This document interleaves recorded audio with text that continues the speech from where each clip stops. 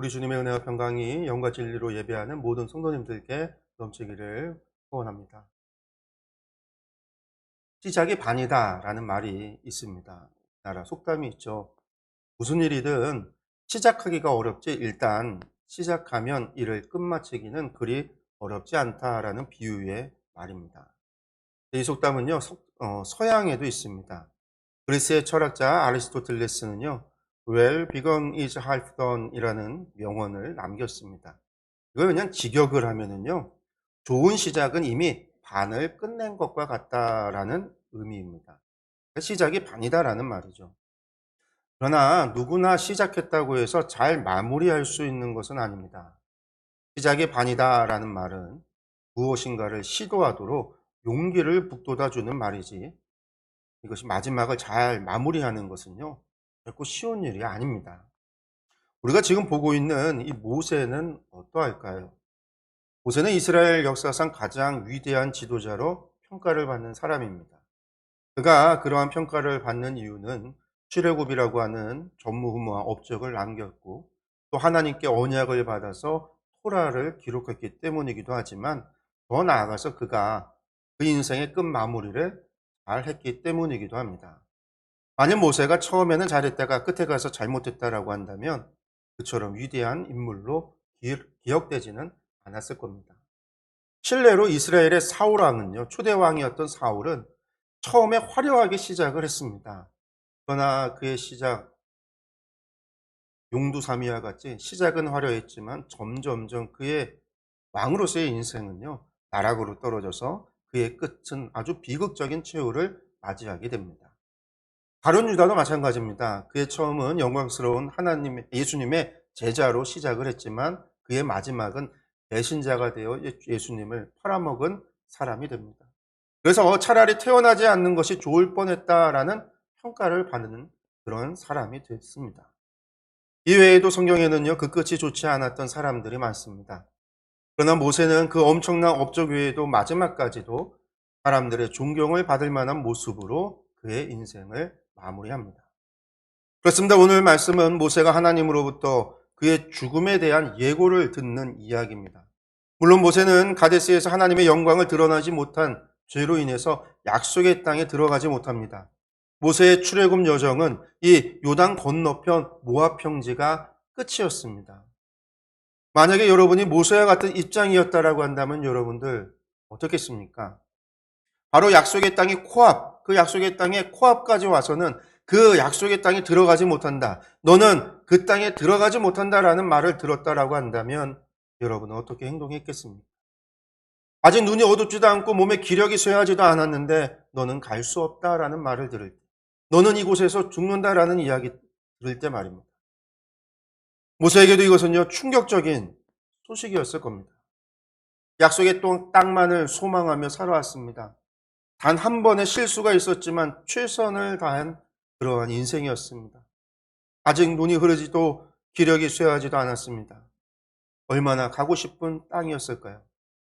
그러나 모세는 하나님의 말씀을 듣고 놀라거나 하나님을 원망하지 않았습니다.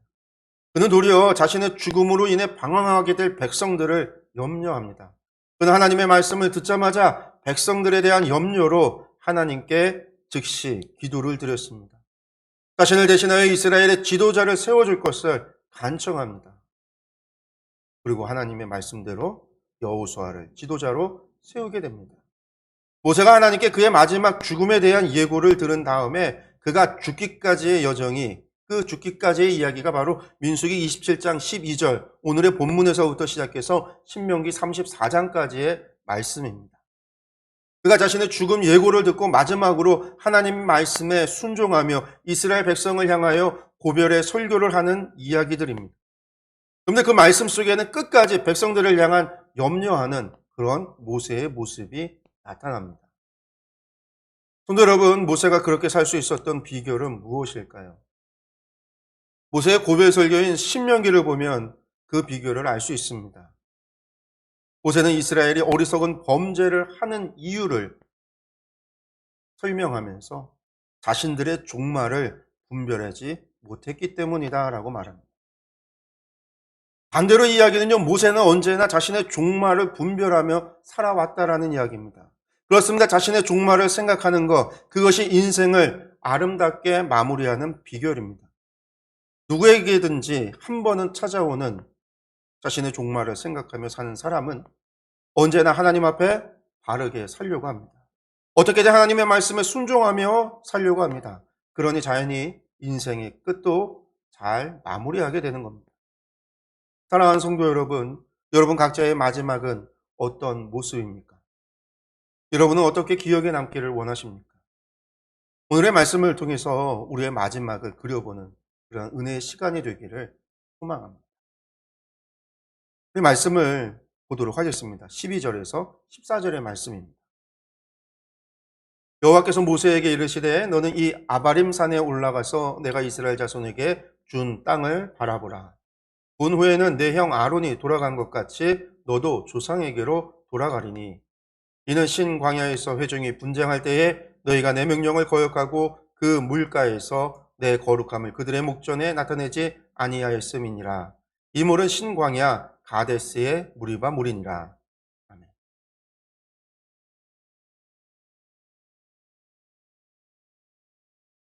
모압 평지에서 2차 인구 조사를 한 후에 우리가 이제 지난주에 봤듯이 슬로브앗의 딸들이 이의 제기를 해서 새롭게 땅 분배에 대한 율법이 제정됐습니다. 이후에 하나님께서 하신 말씀이 오늘 본문의 이야기인데요. 하나님께서는 모세에게 아바림 산에 올라 약속의 땅을 바라보라 이렇게 말씀합니다. 그리고 13절에서 이 약속의 땅을 본 후에 내 형 아론이 돌아간 것 같이 너도 조상에게로 돌아가리니 라고 말씀합니다. 여러분들 이게 무슨 말씀입니까? 아론이 죽은 것과 같이 모세도 거기서 죽게 될 것이라는 이야기입니다. 즉 모세에게 사형이 죽음이 언도된 겁니다. 이 모세의 충격이 얼마나 컸을까요? 성도 여러분, 만약 여러분이 어떤 병에 걸려 병원에 입원했는데 의사로부터 가망이 없습니다. 당신은 곧 죽습니다. 라는 말을 들었다라고 생각해 보십시오. 아마 상상하기조차 싫을 겁니다. 그런데 모세는 지금 그와 같은 충격적인 소식을요, 하나님으로부터 들은 겁니다. 그것도 그가 그토록 영험했던 가나안 땅을 목전에 두고 말입니다. 사람이 어떤 일을 열심히 하고 그 열매를 얻지 못한 채 죽어야 한다면 그 좌절감이란 죽음보다도 더 클 것입니다. 그래서 본문에는 나오지 않지만 신명기 3장 24절에서 26절의 말씀을 보면은요, 모세가 하나님께 간구하는 내용이 나옵니다. 25절의 말씀에서는요, 그가 하나님께 구하옵나니 나로 건너가게 하사 요단 저쪽에 있는 아름다운 땅, 아름다운 산과 레바논을 보게 하옵소서라고 간구합니다.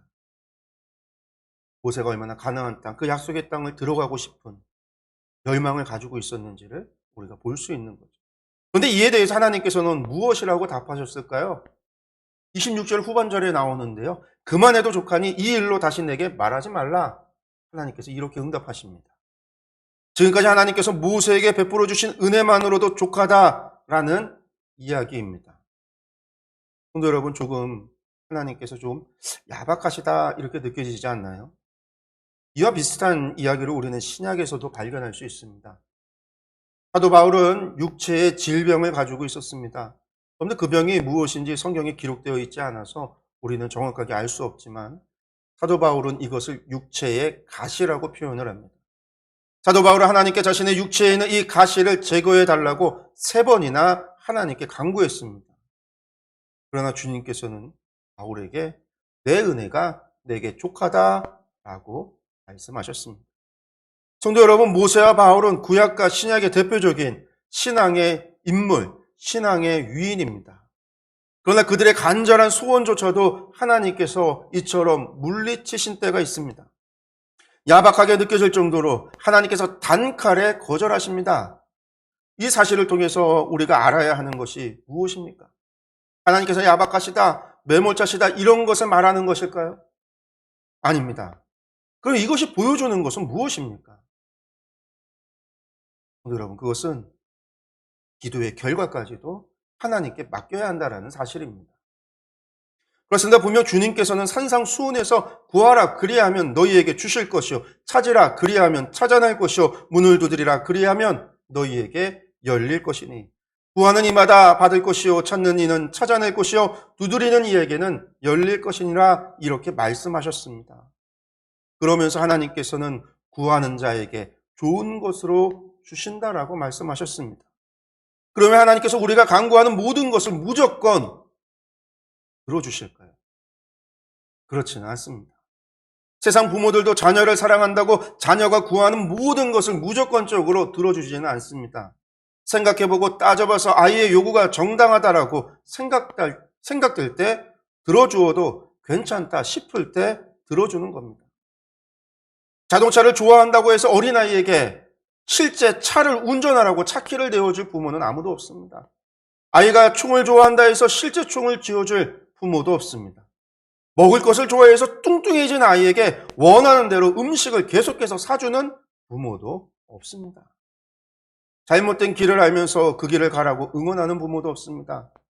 그러면 세상 살인자도 자기 자녀는 좋은 학교, 좋은 친구, 좋은 직장 얻기를 원합니다. 하물며 우리를 천하보다 더 귀하게 여기시고 우리를 사랑하시는 하나님께서는 어떠할까요? 그렇습니다. 우리의 육신의 부모보다 더하면 더했지 결코 덜하지 않습니다. 그렇게 하나님께서는 우리가 구하는 것이 합당하면 반드시 그것에 응답해 주십니다. 아니 우리가 생각하지 못한 것보다 더 좋은 것으로 응답해 주시기도 합니다. 솔로몬은 그저 하나님께 듣는 마음을 종에게 주사 주의 백성을 재판하여 선악을 분별하게 하옵소서라고 구했을 뿐이지만 솔로몬의 이 기도에 감동하신 하나님께서는 그가 구하지 않은 부귀와 영광도 주었습니다. 우리 하나님 분명 그런 하나님입니다. 그러나 우리가 반드시 알아야 하는 것이 있습니다. 하나님께서는 때로는 우리의 기도에 노라고 대답하실 때가 있다라는 사실입니다. 여러분들 그것은요, 그 답이 가장 좋은 응답이기 때문입니다. 우리의 생각에는 노라고 응답하시는 하나님이 야속할 수도 있습니다. 그러나 전지전능하신 하나님, 우리를 사랑하시는 하나님께서 우리에게 주시는 노라고 하는 응답은 우리의 기도가 정당하지 못함을 의미하는 것이기도 하고 우리가 바라는 것이 우리에게 해로운 일이라는 것을 의미하기도 하며 우리가 원하는 그 길이 바로 사망의 길임을 뜻하는 것이기도 합니다. 그러므로 하나님께서 우리에게 주시는 모든 응답은 언제나 우리에게 가장 좋은 응답임을 반드시 믿어야 합니다. 성도 여러분, 하나님의 노라는 응답에 순종할 수 있는 그런 믿음을 가지시기 바랍니다. 하나님의 노라는 응답 속에 담겨있는 하나님의 마음을 깨닫기를 소망합니다. 하나님의 노라고 하는 대답 속에 숨어있는 하나님의 뜻을 분별할 수 있는 지혜를 얻기를 축원합니다. 그러나 하나님의 침묵이 언제나 노만을 의미하는 것은 아닙니다. 하나님의 침묵이 노라고 하는 것이 아닐 때가 있다는 것도 우리가 알아야 합니다. 우리가 자녀의 구원을 위하여 기도하는, 간구하는 기도에 응답이 없다는 것이 하나님께서 내 자녀를 버리셨다라는 의미가 결코 아니기 때문입니다. 하나님께서는 결코 우리를 버리시지 않습니다. 천하를 포기하는 한이 있어도 한 영혼도 하나님께서는 포기하지 않으십니다. 그런데 왜 응답이 없고 하나님의 침묵이 길어질까요? 여러분들 그것은 단지 아직 때가 이르지 않았기 때문입니다. 하나님께서는 우리의 기도에 가장 좋은 것으로 응답하시기 위하여 때를 기다리시는 겁니다. 그 때가 단지 우리의 생각과 다를 뿐입니다. 혹시 그 때가 여러분이 생각하는 것보다 훨씬 길 수도 있습니다. 어쩌면 끝내 보지 못하고 먼저 우리가 하나님 나라에 갈 수도 있습니다. 그러나 하나님을 믿고 신뢰하는 사람들은 하나님의 침묵에 절망하지 않습니다. 하나님의 침묵은 노라고 하는 의미가 아니기 때문입니다. 언젠가 내가 떠난 뒤에라도 혹시 더 많은 시간이 흐른 뒤에라도 하나님께서 반드시 우리의 자녀에게 복음이 전해지도록 하실 겁니다. 여러분들 그래서 히브리서 기자는 믿음을 가리켜 믿음은 바라는 것들의 실상이요 보지 못하는 것들의 증거라고 했습니다. 그렇습니다. 여러분들 그것을 어떻게 알 수 있습니까? 하나님을 향한 믿음이 증거가 되기 때문입니다. 그 믿음이 우리에게 확신을 주기 때문입니다. 여러분들 아브라함은 그의 생전에 하나님의 약속이 하나도 이루어지지 않았습니다. 죽을 때까지 아브라함에게는 아들 8명이 다였습니다. 그 중에서도 하나님과의 언약을 잇는 자녀는 이삭과 이삭의 두 아들 에서와 야곱밖에는 보지 못했습니다. 약속의 땅도 마리아의 장지로 구입한 막벨라 굴이 전부였습니다. 그러나 그는 하나님을 믿었기 때문에 하늘의 별과 같이 땅 위의 모래만큼의 자녀와 약속의 땅에 소망을 가졌습니다. 그런데 그것이 이루어지는 것은 아브라함이 죽고 400년이 지나서 400년보다 훨씬 더 많은 시간이 지나서야 이루어지는 겁니다. 그러나 아브라함은 믿었기 때문에 하나님의 약속을 믿고 그 믿음을 증거로 삼았기 때문에 그가 아직 보지 못한 것을 그는 확신할 수 있었고 그가 그 믿음으로 끝까지 소망의 삶을 살아갈 수 있었던 겁니다. 성도 여러분, 하나님을 신뢰하십시오. 그 믿음을 증거로 삼으십시오. 하나님의 예스도 응답이고 노도 응답입니다. 또한 침묵도 응답입니다. 이 모든 응답을 주시는 하나님의 전지전능하심과 사랑하심을 믿으십시오. 그 믿음이 여러분이 바라는 것에 확신을 주며 보지 못해도 여러분에게 증거가 될 것입니다. 성도 여러분, 그 증거 위에 굳건히 서십시오. 그리고 좌로도 우로도 치우치지 말고 오직 하나님만을 바라보시기 바랍니다. 하나님의 사형 온도를 받은 모세가 하나님께 간구합니다. 자신을 위해서가 아니라 백성을 위해서 기도합니다. 15절에서 17절의 말씀입니다. 모세가 여호와께 여짜와 이르되 여호와 모든 육체의 생명의 하나님이시여 원하건대 한 사람을 이 회중 위에 세워서 그로 그들 앞에 출입하며 그들을 인도하여 출입하게 하사 여호와의 회중이 목자 없는 양과 같이 되지 않게 하옵소서. 모세가 하나님으로부터 자신의 죽음에 대한 말씀을 듣고 자신을 대신해서 이스라엘 백성들을 인도할 새 지도자를 세워달라고 하나님께 간구합니다. 그는 하나님께 간구하기를 한 사람을 이 회중 위에 세워서 그로 그들 앞에 출입하며 그들을 인도하여 출입하게 하사 여호와의 회중이 목자 없는 양과 같이 되지 않게 하옵소서 이렇게 간구했습니다. 모세는요, 이제까지 이스라엘 백성을 이끌고 온 자신이 이 가나안 땅에 들어가지도 못하고 가나안 땅을 목전에 두고 죽어야 하는 상황에서도 자기 자신보다 지금 백성을 더 걱정하고 염려하고 있습니다. 자신의 죽음에 대한 두려움, 약속의 땅에 들어가지 못한다라는 사실에 대한 아쉬움, 단 한 번의 실수에 대해서도 용서하지 않으시는 하나님에 대한 야속함, 이런 것들은 전혀 찾아볼 수가 없습니다. 지금 모세의 모든 관심은 오직 백성들의 안위에 있습니다.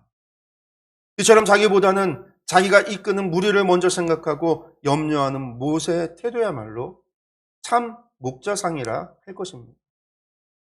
그렇습니다. 이스라엘 백성들에게 있어서 모세는요, 정녕 참 목자였습니다. 그리고 이것은요, 자신을 지도자라고 생각하는 사람은 마땅히 본받아야 할 태도일 겁니다. 그런데 성도 여러분, 우리에게는 모세보다도 더 훌륭한 목자가 계십니다. 여러분들, 그분은 하나님의 보좌 우편에서 우리를 위하여 중보하시는 분이십니다. 우리를 푸른 초장, 쉴만한 물가로 인도하시는 분이십니다. 자기의 잃은 양에 대해서는요, 결코 포기하지 않고 끝까지 찾아내시는 분이십니다.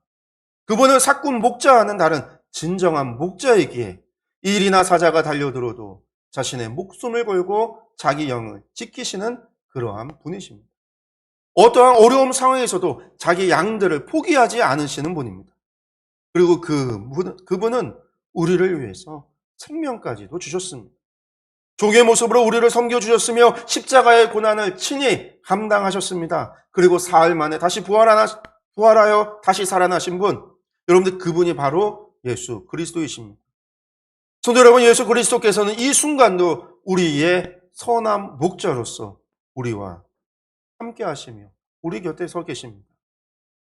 모세가 이스라엘 백성을 위하여 기도하듯이 우리의 모든 것을 돌보시며 우리를 위하여 기도하여 주십니다. 우리가 예수 그리스도를 우리의 목자로 인정하시고 그의 목소리를 따를 때에 그분은 우리를 푸른 초장과 쉴만한 물가로 인도하여 주실 겁니다. 우리가 사망의 음침한 골짜기를 다녀도 해를 두려워하지 않는 것은 그가 지팡이와 막대기로 우리를 지켜 보호하여 주시기 때문입니다. 우리의 걸음을 인도하여 주십니다. 사랑하는 성도 여러분, 그분의 인도하심에 맡기시고 따르시기 바랍니다. 그러면 여러분의 삶이 주 안에서 평안하여질 겁니다. 그러면 여러분의 삶이 주 안에서 풍성하여질 것입니다.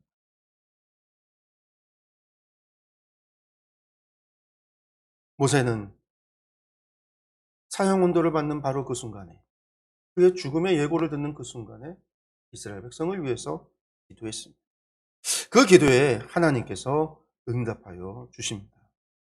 8절의 말씀입니다.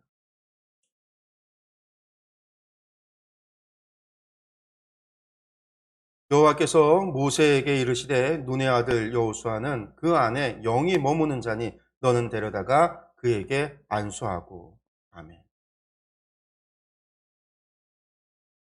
하나님께서 모세에게 여호수아를 데려다가 안수하여 이스라엘의 새 지도자로 세우라고 말씀하십니다. 그런데 우리가 여기서 주목할 사실이 하나 있습니다. 하나님께서 여호수아를 이스라엘의 새로운 지도자로 세우신 근거가 이 말씀에 나타나고 있습니다. 여러분들, 하나님께서 여호수아를 택한 근거가 무엇입니까? 여러분들, 그것은요, 여호수아 안에 영이 머물고 있었기 때문입니다. 여호수아는 그 안에 영이 머무는 자였다라는 것이죠. 이 말은 다른 말로 이야기해서 성령이 충만한 자였다라는 겁니다. 그렇습니다. 하나님께서 당신의 일에 사용하시는 자의 첫 번째 조건은요, 다른 그 무엇이 아니라 성령 충만한 사람입니다. 아무리 세상적인 조건이 좋고 탁월한 능력을 가진 자라 할지라도 하나님의 신에 감동되지 않았다라고 한다면 하나님의 일에 사용될 수 없습니다. 실제로 성경에서 하나님의 일에 사용된 자들을 보면 다 하나님의 신에 감동된 사람들이었습니다. 우선 구약시대 모세가 그랬고요. 구약시대의 모든 사사들과 선지자들, 그리고 다윗도 다 하나님의 신에 감동한 사람들이었습니다. 신약의 사도들이 그랬고 일곱 일꾼들도 그랬습니다. 하나님의 일에 사용되고 참여했던 모든 사람들은 다 성령으로 충만했습니다. 그러므로 우리가 하나님의 일꾼으로 하나님의 일에 쓰임받고자 한다라고 한다면 무엇보다도 하나님의 성령으로 충만해야 합니다. 그런데 저와 여러분에게는요, 이미 성령님께서 임재하여 계십니다. 성령님께서 함께 하신다라는 거예요. 예수님께서 승천하시면서 제자들에게 성령을 기다리라 말씀하셨고, 하나님께서는 세상의 만인에게 당신의 신을 부어주겠다라고 약속했습니다. 주님을 믿는 모든 이들에게는요, 성령님을 약속해 주셨습니다. 그러므로 성도 여러분, 여러분들이 주님을 믿는다라고 한다면 이미 여러분에게는 하나님의 신이 부어진 겁니다. 성령님께서 이미 여러분들 각자에게 임재하셨습니다. 그렇기에 사도 바울은 성령님께서 이미 우리 안에 거하시며 우리의 몸을 거룩한 성전으로 삼았다라고 말씀합니다. 삼게 될 것이다, 미래적으로 얘기한 것이 아니라 이미 삼았다라고 말하고 있습니다. 그렇습니다. 성령님이 이미 여러분들 가운데 계십니다. 성도 여러분, 저와 여러분에게 이미 성령님께서 함께 하십니다. 이미 우리 안에 계십니다. 우리의 보혜사가 되시는 성령님께서 함께 하신다라는 사실은 그저 여러분들을 위로하기 위하여 하는 말이 아닙니다. 성령님께서 우리 안에 계신 증거는 차고도 넘칩니다. 우리가 죄에 대해서 죄책감을 갖는 그 마음, 그것은 성령님께서 우리 안에서 우리에게 주시는 마음입니다. 하나님 나라에 대한 소망도 성령님께서 우리 안에서 우리에게 주시는 소망입니다. 하나님을 향하여 기도하고 싶은 마음, 예배드리고 싶은 마음, 찬양을 부르고 싶은 마음, 그 모든 것 성령님께서 우리 안에서 주시는 마음입니다. 여러분들, 세상 사람도 붙잡고 그들 가운데 하나님을 향하여 기도하고 하나님 나라에 대하여 소망을 갖는 사람들이 있는지 세상 나가서 물어보십시오. 아무도 없습니다. 오직 성령님께서 우리 가운데 계신 사람만이 우리 안에 성령님께서 주시는 증거입니다. 여러분들 안에 그러한 마음들이 있다라고 한다면 그것은 성령님께서 여러분 안에 계신 증거입니다. 그러므로 주님을 믿는 우리에게 성령님의 임재는 더 이상 우리의 강구할 사항이 아닙니다. 이미 성령님은 저와 여러분에게 임재하여 계시기 때문입니다. 이처럼 하나님께서 우리에게 성령님을 보내주신 이유가 무엇입니까? 성령님께서 지금 우리 가운데 오셔서 우리와 함께 하시는 이유가 무엇입니까? 여러분들, 그것은 우리가 하나님의 일꾼 되기를 원하시기 때문입니다. 그렇습니다. 성령님께서 우리에게 계시면 하나님 나라의 일꾼이 되기를 원하시기 때문입니다. 예루살렘과 온 유다와 사마리아 땅끝까지 이르러 주님의 증인이 되기를 원하시기 때문입니다. 사도들만이 아니라, 초대교회 성도들만이 아니라, 오늘 2021년을 사는 저와 여러분이 복음의 증인이 되기를 원하시기 때문입니다. 우리가 이 사명을 외면하기 때문에 성령님께서 우리 안에 계신데도 우리에게선 아무 능력이 나타나지 않는 겁니다. 성령님의 권능을 주신다 하셔도 우리가 아무 권능을 행사하지 못하는 이유는 바로 우리가 하나님의 뜻에 순종하지 않고 있기 때문입니다. 우리가 순종할 때만 성령님께서 일하십니다.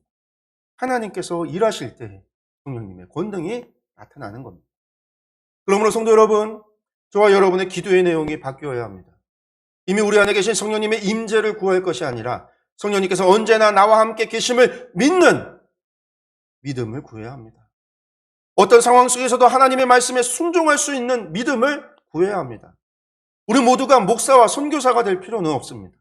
그러나 여러분의 이웃에게, 여러분과 사귐에 있는 모든 사람들에게 여러분은 복음의 증인이 되어야 합니다. 그렇게 각자의 삶의 자리에서 복음의 증인으로서 살아갈 수 있는 용기와 지혜와 능력을 구해야 합니다.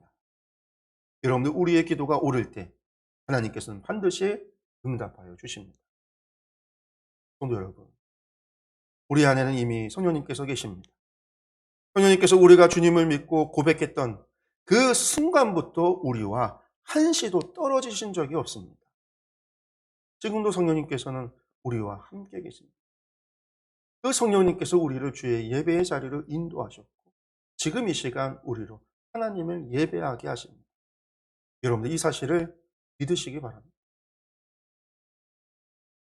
하나님께서 모세에게 명하여 온 백성들에게 하나님께서 택하신 여호수아를 새 지도자로 세우셨음을 알리도록 합니다. 19절에서 23절까지의 말씀입니다. 그를 제사장 엘르아살과 온 회중 앞에 세우고 그들의 목전에서 그에게 위탁하여 내 존귀를 그에게 돌려 이스라엘 자손의 온 회중을 그에게 복종하게 하라. 그는 제사장 엘르아살 앞에 설 것이요 엘르아살은 그를 위하여 우림의 판결로서 여호와 앞에 물을 것이며 그와 온 이스라엘 자손 곧 온 회중은 엘르아살의 말을 따라 나아가며 들어올 것이니라. 모세가 여호와께서 자기에게 명령하신 대로 하여 여호수아를 데려다가 제사장 엘르아살과 온 회중 앞에 세우고 그에게 안수하여 위탁하되 여호와께서 모세에게 명령하신 대로 하였더라. 하나님께서 여호수아를 택하여 이스라엘의 새로운 지도자로 세우셨습니다. 이 사실을 하나님께서는 모든 백성들 앞에 공증하고자 합니다. 하나님께서는 이제 여호수아를 제사장 엘르아살과 온 회중 앞에 세우도록 합니다. 그리고 엘르아살로 하여금 우림으로 판결하라 합니다. 여러분들, 우림이라고 하는 것은 제사장의 그 판결 흉패 안에 넣어 휴대하도록 했던 조각입니다. 어떤 모양인지, 어떤 재료인지, 무엇인지도 알려진 것이 없습니다. 그래서 전승에는 주사위와 같다, 그렇게도 이야기를 하는데 이것이 조각이 두 개가 있었습니다. 그것을 각각 우림과 둠밈이라고 부르는데 제사장은 우림과 둠밈을 사용해서 하나님의 뜻을 구합니다. 제비뽑기와 같지 않았을까? 우리가 추측은 그렇게 하는데 정확하게는 모르겠고요. 하나님의 뜻을 구할 때, 하나님의 판결을 구할 때 사용했던 겁니다. 지금 하나님께서는 온 회중을 불러 모아서는 그들 앞에 이 제사장 엘르아살로 하여금 이 우림을 사용해서 판결하도록 여호수아가 하나님께서 세우신 지도자인지를 하나님 앞에 여쭈어 보게 하고 하나님께서 응답하심으로 그렇게 여호수아를 하나님께서 친히 세운 새 지도자이다라고 하는 것을 온 백성에게 증거해 보여주신 겁니다. 그리고서는 이제 모세에게 주었던 사명을 여호수아에게 위탁하도록, 그러니까 다시 말해서 임명하도록 그 사명을 여호수아에게 주도록 그렇게 명하셨고 모세는 그렇게 하나님께서 명령하신 대로 그 모든 일에 순종을 합니다. 이제 정말 모세는요, 자신이 40년간 인도해 왔던 사명을 여호수아에게 맡기고 자신의 사명을 마치게 됩니다. 성도 여러분, 모세는 하나님으로부터 자신의 죽음에 대한 예고를 듣고도 자신을 염려하기보다 백성을 먼저 염려하고 그들을 위해 하나님께 기도했습니다. 그리고 마지막까지 하나님의 말씀에 순종함으로 여호수아를 새 지도자로 세웁니다. 그가 마지막까지 이러한 순종의 삶을 살았기 때문에 모세는 가장 위대한 지도자로 기억이 되는 겁니다. 모세가 그렇게 살 수 있었던 비결은 다른 것이 아닙니다. 오늘 말씀을 시작하면서 말씀을 드렸듯이 모세는 자신의 종말을 분별할 수 있었기 때문입니다. 즉, 자신의 종말을 늘 생각하며 자신의 마지막을 그려가며 살았다라는 겁니다. 그렇습니다. 누구든지 자신의 종말을 생각하며 사는 성도들은 언제나 하나님 앞에 바르게 살려고 하고 어떻게든 하나님의 말씀에 순종하며 살려고 합니다. 그런데 우리가 잊지 말아야 하는 것이 있습니다. 여러분들 종말이라고 하는 것은 먼 미래에만 일어나는 일이 아니라는 사실입니다. 지금 당장이라도 오늘이라도 하나님께서 저와 여러분을 부른다면 오늘이 우리 인생의 종말이 됨을 기억해야 합니다. 더 나아가 여러분들 죽음만이 종말이라고 생각해서도 안 됩니다. 하나님께서 우리를 판단하시는 모든 그 순간이 우리의 종말임을 기억해야 합니다. 이것을 다른 말로 표현한다면 우리가 하나님의 목전에 서 있다라는 믿음입니다. 그렇습니다. 하나님의 목전, 눈앞입니다. 우리는 이것을 가리켜 코람데오라고도 합니다.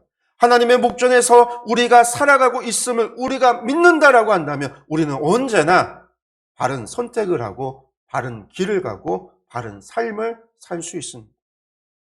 모세는 언제나 하나님의 목전에 하나님의 앞에 자신이 서 있었다라고 믿었기 때문에 그는 마지막까지 아름다운 인생이 될 수 있었던 겁니다.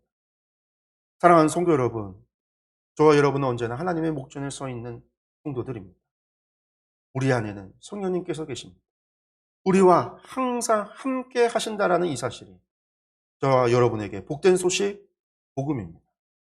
이 복음을 믿으시기 바랍니다. 성도 여러분, 기억하십시오.